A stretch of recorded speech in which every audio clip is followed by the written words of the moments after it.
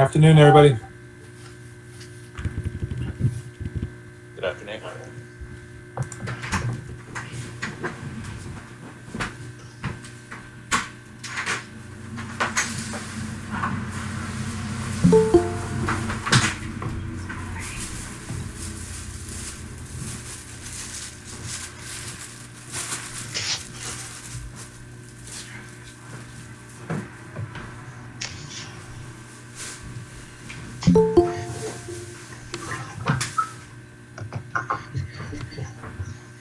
Good morning. Good morning. Hi, everyone. Hello, hello. Hello.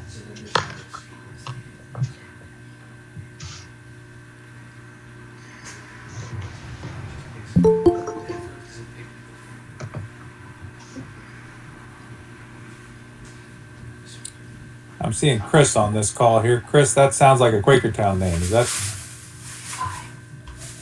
Chris, are you from Quakertown? I am not. I'm from Upper Darby. All right. All good, though. I had a former student from Quakertown that looked like that was a Chris Grill. I have a cousin named Chris Grill. I think he went to Norristown, though, not Okay.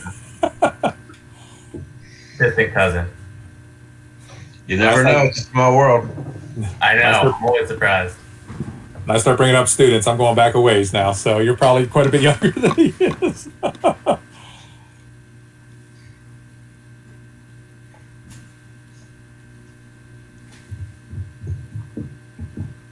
Rob, you look really ready for this. You got your hand on your chin to hold it up. I mean, you got it set up.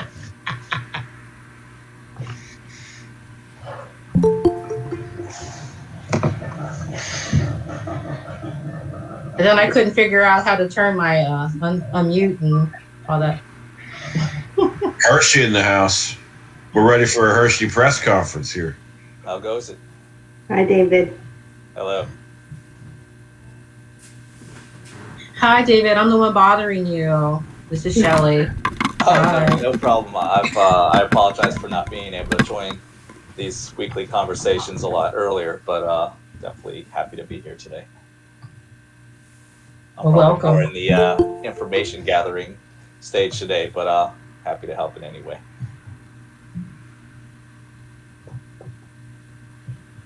I was trying to share the flyer for our job fair. Was that working? It was. Yeah, it was up.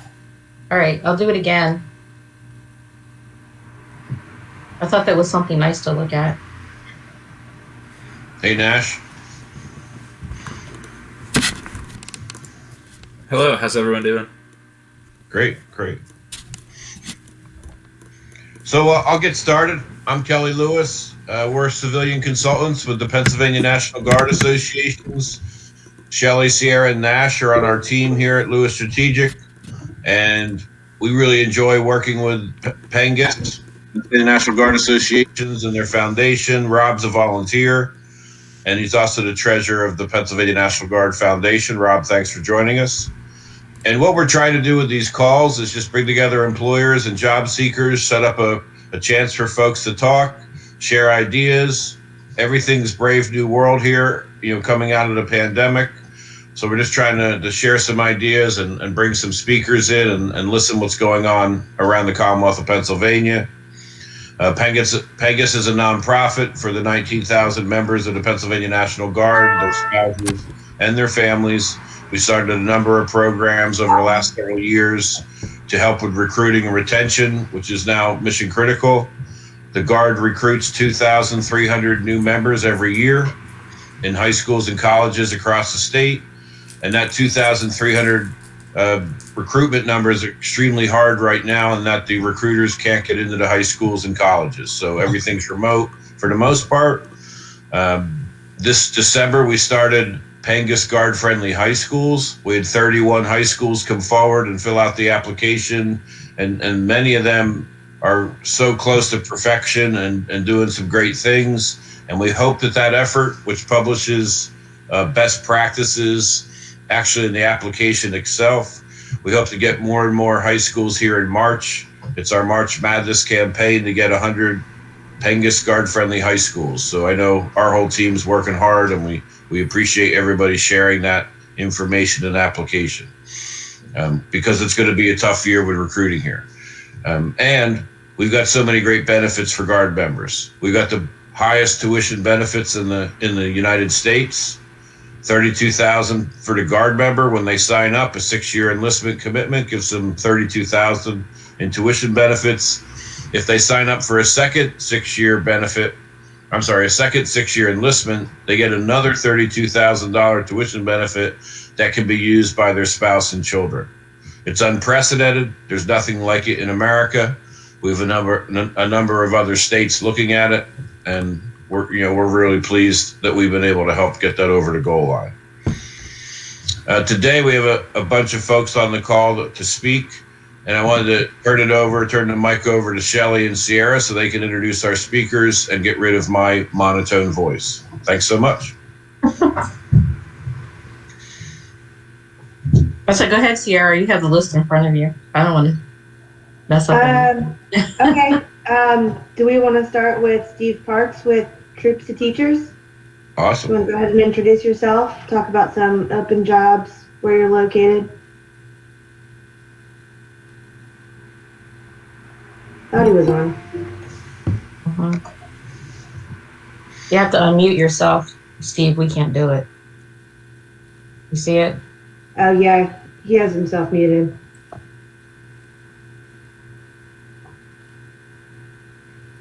It's on the bottom where it's just kind of hover your cursor there. You see where you can hang up? It's next to where you can hang up. This little microphone. Well, let's give Steve a chance to figure out how to unmute himself. All right. Do you want to do Montco Works then? I believe we have 2 speakers for them. Yes, let's have Montco Kyle Works. and Go Sarah. ahead. All right. Sure. Well, good afternoon, everybody. It's really happy to join you. I'm Kyle Longacre. I'm the program administrator for college and career readiness at Montgomery County Intermediate Unit and the Montco Worksnow program. And I'm joined by Sarah Resner Hudson. Sarah, do you want to introduce yourself? Hi, everyone. Yes, I am Sarah Hudson. I am part of the Montco Worksnow team. Recently transitioned over to, I was a career counselor, transitioned to a developer of workforce partnerships. So I'm excited to also be on the call today. We were pleased to be able to join the team from PNGAS here on to hear about the current data related to guard members within Pennsylvania and within southeastern Pennsylvania. And I want to just give a real quick overview of what Montgomery County Intermediate Unit is and just context of other intermediate units around the state. And then Sarah will give you an overview of our specific program. And then I'll highlight a few other opportunities that exist that we're aware of, that we want guard members to be aware of, their families as well. So Montgomery County Intermediate Unit serves the 22 school districts here within Montgomery County. It is a large organization of over 600 employees. And we do a wide variety of services from early pre-K all the way up through our workforce program, which serves young adults to age 24. We have many opportunities that exist, and it's oftentimes that people don't quite know what an intermediate unit does and how it's set up. But we always encourage individuals, families, and partners to check in if there's education-related, youth workforce-related, supplemental services. The intermediate unit will either have an answer, have resources, or will definitely know who to go to for those types of opportunities. It's something that in these college and career readiness efforts that we do, the one main hat that I have is that we're trying to do everything we can to promote a smooth transition through high school into careers, whether it be through college, whether it be through the services, whether it be through straight to employment, and looking at what the employers are asking for in terms of high priority occupations and try to create those types of matches. So we facilitate many different conversations between the school districts, between the teachers and counselors, and then try to help their students to move on. And we bring in a lot of different employers. So I'll turn it over to Sarah. She'll talk a little bit more specifically about our youth workforce program, Montco Worksnow. Yeah, so Montco Worksnow is one of the programs through the MCIU. We work with 14 to 24-year-olds in the county that have barriers to employment. So that, we're federally funded through the Workforce Innovation Opportunity Act. So we have two different kind of ways that we service students and young adults in the county. We have in-school youth that make up about 25% of our participants, and they are usually enrolled in high school or college. And then the vast majority of our clients are out of school youth. And that could basically mean they graduated, they may have dropped out and are looking to re-engage and get their GED. So those are really the two buckets of youth and young adults that we work with. We have 3 career counselors, so each counselor works with their participants in identifying career goals, education goals, and training goals. So every client's a little bit different. Some are interested in some direct training programs through tech schools. Some are interested again in higher education, and some are just looking for employment. So we really base our work with them depending on what they want to do. But we offer paid work experiences for our clients as well. So if they have little to no work experience and they're looking to get some experience in a field, they become a temporary employee of the MCIU through our program, and we place them at a direct service site so they can get some work experience, usually for about anywhere from a month and a half to 4 months, depending on the need. So that's one of the other aspects, trying to get them geared up and informed about workforce needs in our county and get them some good resume experience. So we're actively recruiting too. So that's something, COVID has been a challenge, but we are seeing a lot more coming through for participants that are interested and eligible. And thank you, Sarah. Sarah and the team do such an excellent job providing these services to our youth and young adults within Montgomery County, and we have many connections with other employers. So that word intermediary, we really can serve in that way, in that regard. I also want to share as well that Montgomery County Intermediate Unit, as are the other intermediate units throughout the state, are large employers, and they generally have many different types of listings. So for Guard members that are active duty or those that are exiting or have family members, being able to pay close attention to the job boards within the intermediate units, you'll find, at least within Montgomery County, a lot of early childhood education, a lot of teacher assistants, a lot of teaching and counseling positions.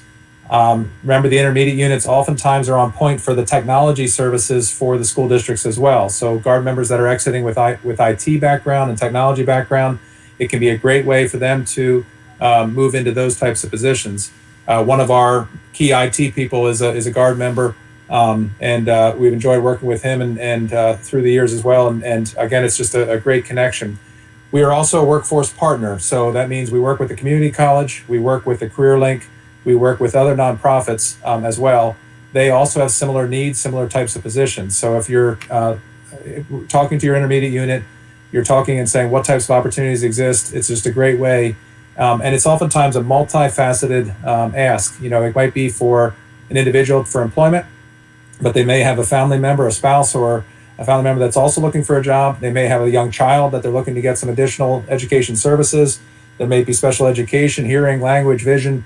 Again, the IU is your point to go to. And once you have familiarity with the basic orientation, oftentimes we can provide a wide variety of different services in that regard. So we really appreciate being on this call. We are available. Sarah is certainly available as our facilitator of workforce partnerships. And we hope to continue to collaborate with Guard members and with PNGAS as often as possible. Super. Oh, I can share so you guys can see real quick. Here's the information that we have here on our job board. Yeah, this is an event that our human resources is going to be running in April. They have ongoing posting, and again, the point of contact through us, and then there'll be many other districts that will be represented there as well. I should also mention too is that the district or that the IU supports all the non-public schools as well. So there's I think 150 non-public schools within Montgomery County as well, and wow. So we serve as a hub of that type of conversation to be able to access both the jobs and the resources available both in the districts and in the non-pub schools too.